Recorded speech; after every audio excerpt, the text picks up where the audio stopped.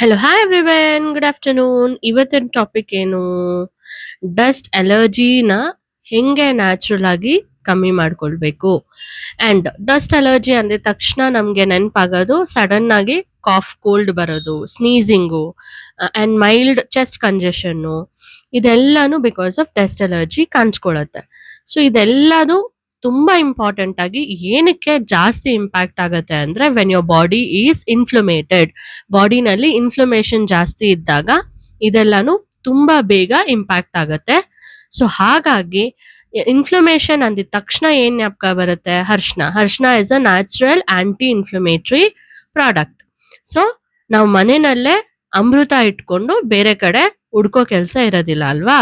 So ಏನ್ ಮಾಡ್ಬೇಕು, daily ಮಲ್ಗಕ್ ಮುಂಚೆ 1 ಲೋಟ ಬಿಸಿ ಹಾಲಾಗ್ಲಿ ಇಲ್ಲ ಬಿಸಿ ನೀರ್ಗಾಗ್ಲಿ 1 ಚಿಟಿಕೆ ಅರ್ಶನ ಹಾಕೊಂಡು ಡೈಲಿ ಮಲ್ಗಕ್ ಮುಂಚೆ ಕುಡಿತಾ ಬಂದ್ರೆ ನಿಮ್ಮ ಇನ್ಫ್ಲಮೇಷನ್ಸ್ ಕಮ್ಮಿ ಆಗತ್ತೆ.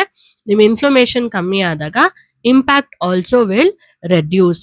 So do try, do let me know your opinion on the chat box. Thank you so much.